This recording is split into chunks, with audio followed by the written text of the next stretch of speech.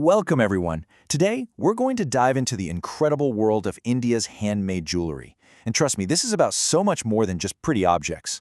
We're taking a journey into centuries of artistry and culture, where every single piece is crafted by hand to tell its own unique story. And this quote, it really hits the nail on the head. This is the absolute core of what we're exploring. See, each piece isn't just an accessory. It's practically a language. It speaks of heritage, it symbolizes devotion, and it marks who you are and where you come from. So, let's get started. All right, our first stop is the royal heartland of India, Rajasthan. Now, this is a region that's really defined by its legacy of opulence, where jewelry wasn't just something you wore, it was a bold statement of power and absolutely unmatched artistry.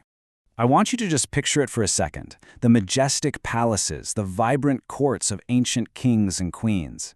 It's from this world of legendary craftsmanship, that some of India's most iconic jewelry styles were born. The techniques they came up with here were literally fit for royalty, and you can still feel their influence today. Okay, so first up, we have meenakari. This is the incredible art of fusing vibrant enamel right onto metal. Artisans create these stunningly intricate floral or geometric patterns. They're essentially turning a piece of gold or silver into a canvas of brilliant permanent color. It's just beautiful. And then, of course, you have kundan. This is one of the oldest and most revered forms of Indian jewelry, full stop. The real magic of kundan is how the gemstones are so meticulously set into a bed of pure gold foil.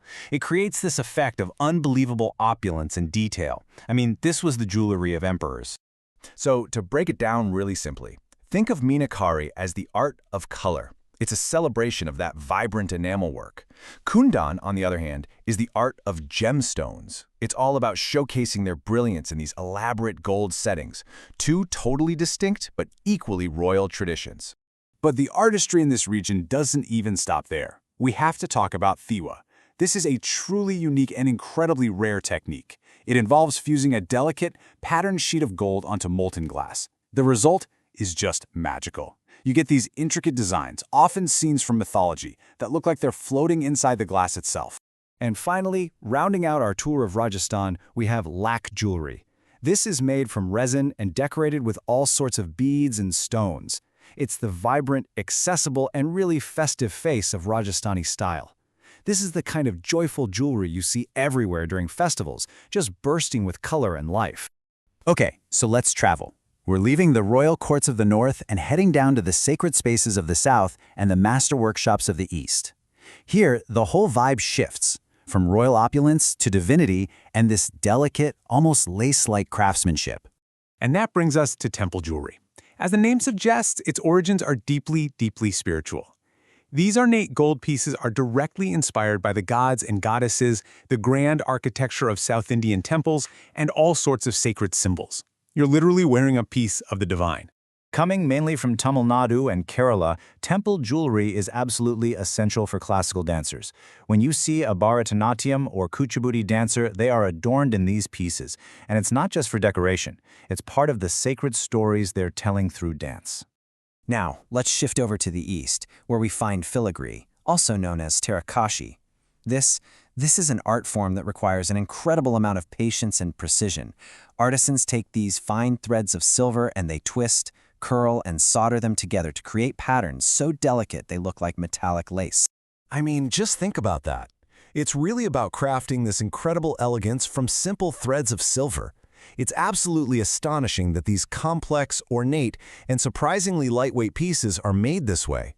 It just shows an unbelievable level of meticulous skill.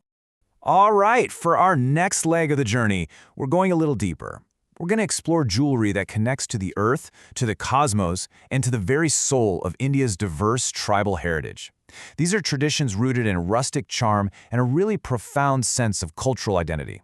First up is Pachikam from Gujarat. This style has such a wonderfully earthy, almost raw kind of beauty.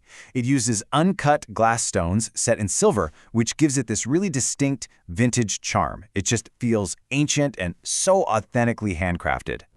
Next, let's look up from the earth to the stars with Navaratna jewelry. So Nava means 9 and Ratna means gem.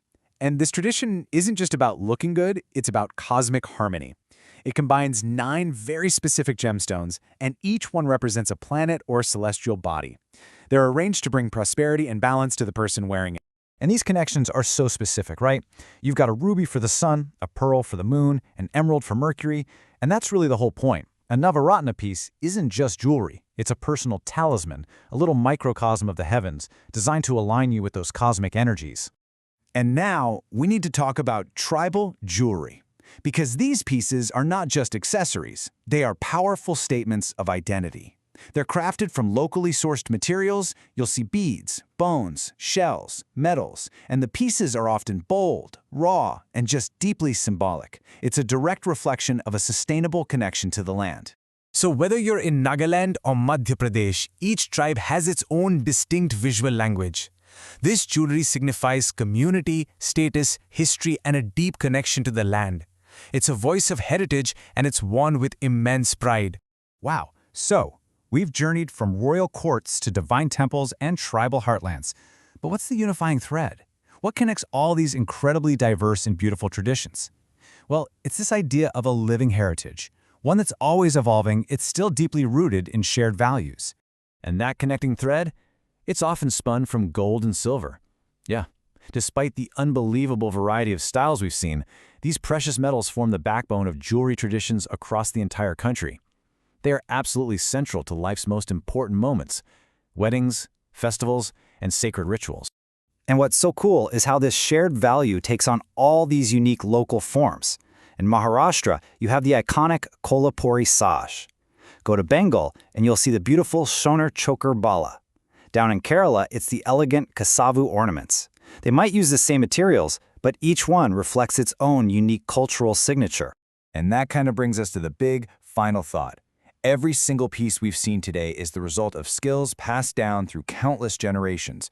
So in our fast-paced, modern world, the real question is, how do we make sure this incredible, living heritage of artistry and identity continues to thrive for generations to come?